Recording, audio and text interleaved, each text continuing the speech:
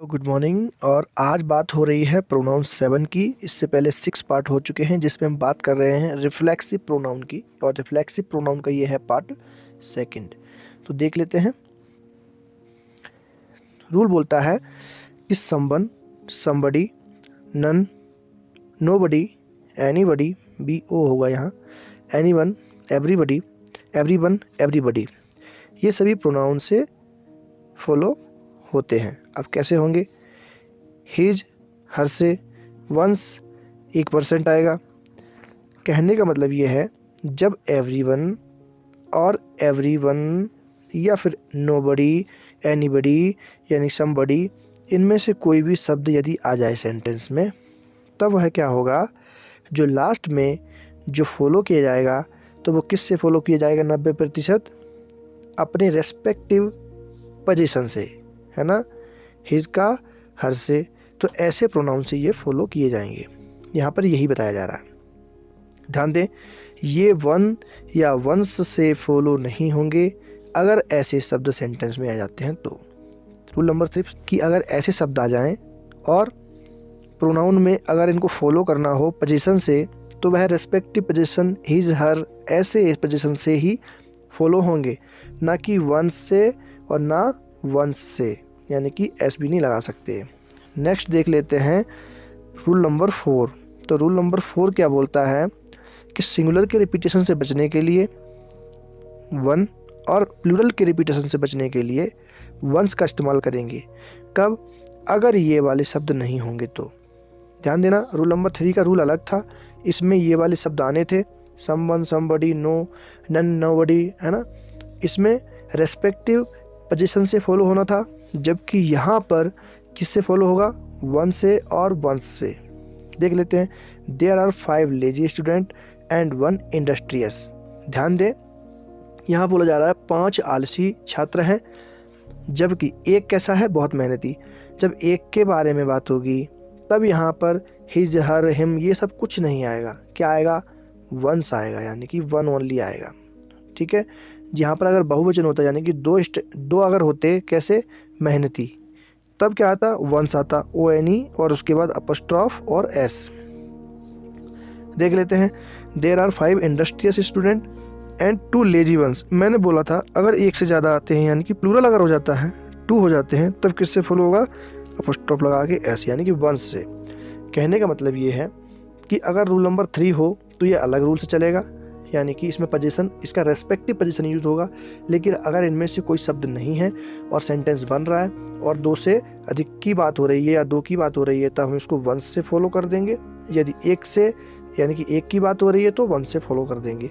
सिर्फ इतनी सी बात है। और देख लेते हैं रूल नंबर 5 को देखेंगे। अगर ऐसे शब्द आ जाएं, कैसे? Enjoy, pride, absent, present, introduce, busy, avail, address, फ्लाइम है, प्रोस्ट्रेट यानी कि रिजाइन, ये सारी चीज़ें अगर आ जाएं तो ये रिफ्लेक्सिव प्रोनाउन के अंडर आ जाते हैं। इनके लिए क्या यूज़ होगा देखते हैं। इनके बाद सेल्फ प्रोनाउन का यूज किया जा सकता है, जैसे mister Anand pride on the result of his son. अब यहाँ पर हमने क्या बोला? Self pronoun. सेल्फ प्रोनाउन कौन सा होता है? My self, him self, their self, them self. तो सेल्फ का यहाँ पर यूज नहीं किया गया, इसलिए सेंटेंस क्या हो गया? गलत। क्यों? क्योंकि यहाँ पर बात हो रही है प्राइड की, यानी कि उसने अपने बच्चे के ऊपर गर्व किया, उसके रिजल्ट के ऊपर। तो यहाँ पर प्राइड की बात हो रही है, जबकि मैं बोल चुका हूँ पहले ही, ऐसा कोई भी शब्द आएगा जिसमें एंजॉय, प्राइड, एब्सेंट ऐसे शब्द आ जाएंगे तो इसमें सेल्फ प्रोनाउन करना यूज जरूरी हो जाएगा। जैसे यहाँ पर देख लेते हैं, मिस्टर आनंद प्राइड हिम सेल्फ, यानी कि यहाँ पर सेल्फ प्रोनाउन आ गया। हमें ये तो चाहिए था सेल्फ प्रोनाउन यहाँ पर लाना जरूरी था, यानी कि मैंडेटरी था। तो हमने बोला कि mister Anand pride him self on the result of his son. तो ये सेंटेंस तब जाके सही हो जाएगा, यानी कि अपने बच्चे के रिजल्ट पर कौन? मिस्टर आनंद को बहुत ज़्यादा प्राउड फील हुआ, यानी कि बहुत गर्व महसूस किया। नेक्स्ट रूल देखेंगे, रूल नंबर 6। अगर कोई वाक्य लेट से स्टार्ट हो, किससे? लेट, तो इसके साथ कभी भी सब्जेक्ट केस नहीं आएगा। सब्जेक्ट ऑब्जेक्ट बोले तो जैसे आई का, आई है सब्जेक्ट, आई का मी क्या हो गया? ऑब्जेक्ट।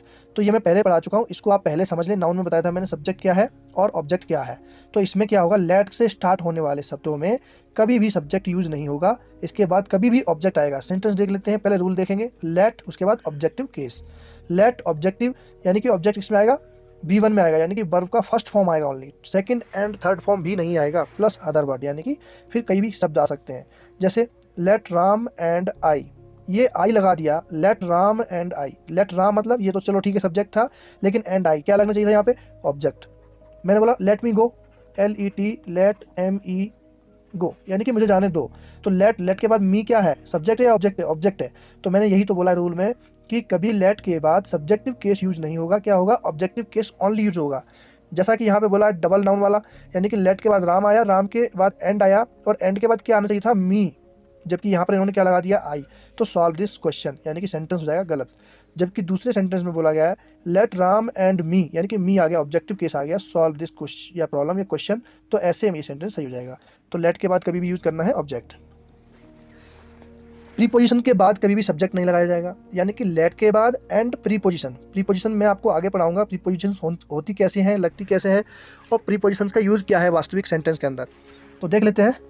प्रीपोजिशंस के बाद सब्जेक्ट को नहीं लगाना है, किसको लगाना है, ओनली ऑब्जेक्ट को। जैसे यहाँ पे सेंटेंस एग्जांपल में लिया गया है, Radha laughed at you and me. मैंने क्या बोला, प्रीपोजिशन आ जाए उसके बाद क्या लगेगा, ऑब्जेक्ट। प्रीपोजिशंस कहाँ है, एंड है, ये रही एंड। प्रीपोजिशन मतलब जब किसी सेंटेंस को, यानी कि जो सब्जेक्ट है उसको जोड़ दे और जोड़ के उसकी विशेषता बता दे, ऐसे को प्रीपोजिशंस बोलेंगे। इसको डिटेल में आगे पढ़ेंगे। फिलहाल ये देखते हैं कि राधा लाफ्ट, राधा हंस चुकी थी किसके ऊपर, एट यू, यानी तुम्हारे और मेरे ऊपर। तो मेरे लिए यहाँ पर आई लगाना गलत हो जाएगा, क्योंकि आई क्या हो जाएगा, सब्जेक्टिव केस हो जाएगा, जबकि हमें यूज़ क्या करना है प्रीपोजिशंस के बाद, एंड के बाद मी। तो देख लेते हैं, there is a conflict between Ramu and me, यानी कि मेरे और रामू के बीच में मतलब कई विवाद हैं। तो विवाद के लिए रामू तो ठीक है, लेकिन यहाँ पर प्रीपोजिशन आ गई एंड। तो एंड के बाद सब्जेक्ट यूज होगा या ऑब्जेक्ट, ऑब्जेक्ट यूज होगा ऑफकोर्स। तो यानी कि प्रीपोजिशन के बाद कभी भी ऑब्जेक्ट को यूज करेंगे, ये रूल नंबर 7 बोलता है। आज के लिए इतना ही। Thank you so much.